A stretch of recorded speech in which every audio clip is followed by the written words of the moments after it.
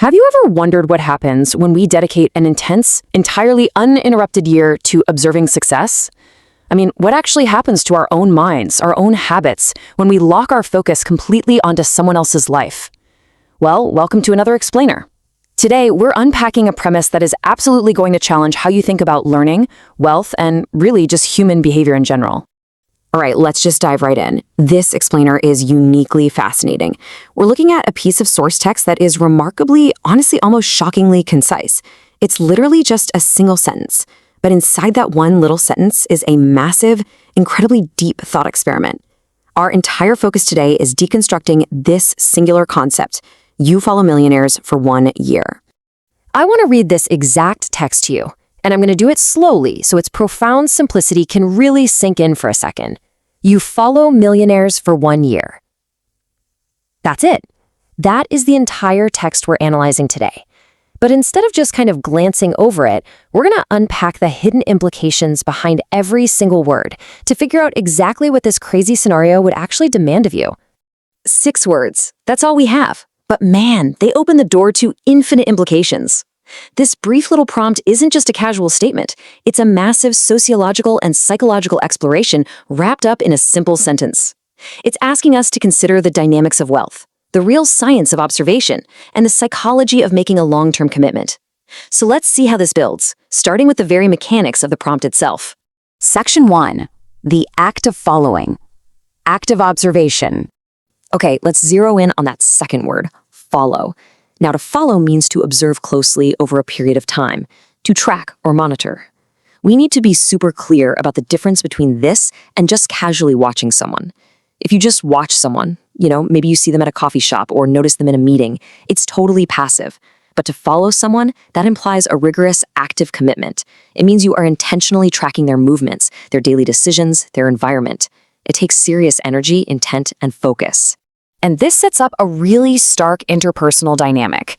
Think about it. On one side, we have you, the active participant dedicating all this time and energy. On the other side, we have the millionaire, who is entirely passive in this scenario, just living their life while you actively deconstruct it. It's a wildly powerful asymmetry. One person is just living, the other is studying that life like it's a textbook. Which brings up a huge question. I want you to pause for a second and ask yourself, in this hypothetical scenario, are we actually learning or are we just watching? What's the true purpose of all this observation? Because if you just follow a millionaire around all day, you might just end up becoming a really well-informed spectator of someone else's life. To actually learn, you have to actively synthesize what you're seeing. You have to constantly ask why they do what they do, not just what they're doing. Section 2. The millionaire subject. Beyond the bank account.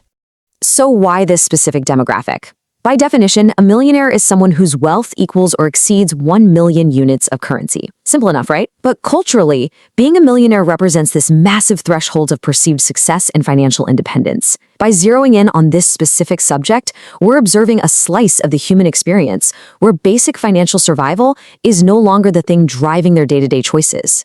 But what are we really hoping to uncover here? Are we hunting for some hidden financial cheat codes? Or are we going to find out that beyond the bank account, they just drink their morning coffee and endlessly scroll on their phones exactly like the rest of us do? The core assumption is that extreme wealth operates on a totally different frequency. But if you observe them closely enough, you might just find that the differences aren't in what they do, but how they do it. If you actually did this, if you tracked a millionaire's life strictly based on this premise, what would you be looking at? Well, you'd inevitably observe 3 main things. First up, daily routines. When do they wake up? How do they structure their mornings? Second, decision-making. How do they handle really high-pressure choices? Are they overthinkers or do they act fast? And third, resource allocation. How do they spend their time? Which is, honestly, way more valuable than their money. These are the actual data points you'd be collecting. Section 3, the 1-year timeline, a complete cycle. Notice how the text doesn't say you do this for a day or a weekend or a month. It says 1 year, a full, complete cycle of the seasons. I really want to emphasize the incredibly heavy weight of dedicating a full year to this. A day is just a fun novelty. A week is a vacation. But a year, that's a lifestyle change. It's a massive, long-term commitment of time that absolutely guarantees you'll see this person not just on their best days, but on their worst days, their boring days, and their most stressful days. Let's actually map this out. Month 1 is when observation begins. Everything is shiny, new, and super fascinating.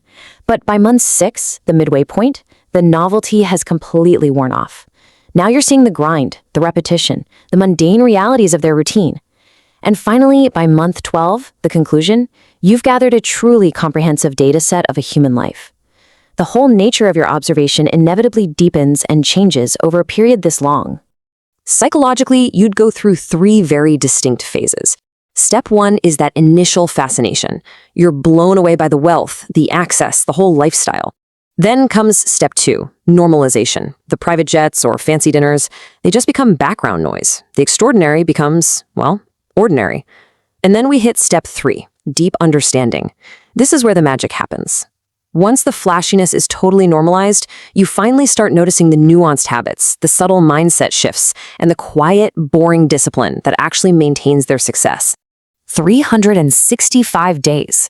Just hearing that number out loud makes the sheer volume of this commitment feel pretty tangible, doesn't it? Imagine waking up for 365 consecutive days with the sole driving purpose of observing someone else's life. It would require a level of stamina and obsessive focus that frankly borders on the extreme. Section 4, the final takeaway, evaluating the premise. Okay, let's look back at those original 6 words. You follow millionaires for 1 year. I'm guessing they hit a little differently now, right? Armed with a much deeper perspective, we can easily see that this isn't just a sentence about rich people. It's a really profound statement about the mechanics of observation, the heavy burden of time, and the intense asymmetry of trying to learn from someone else's life. And here is the ultimate twist of this whole explainer. The real focus of those words? It's not the millionaire at all. The subject of the sentence is actually you. The real experiment is about the transformation of the observer. Over the course of 365 days of intense, focused observation, the millionaire might not change one bit. But the person doing the following, they would be fundamentally rewired by the experience. Their mindset, their habits, their entire worldview would be completely altered by osmosis. So I'm going to leave you with this one final thought. If you actually pulled this off, if you dedicated an entire year of your precious life to observing someone else's success, completely sacrificing your own time to study theirs, who would you become at the end of it? Would you become a millionaire yourself, finally armed with all their secrets? Or would you simply become a world-class expert on a life that isn't even yours? It is a fascinating question to ponder. Thank you so much for joining me for this explainer, and I will see you next time.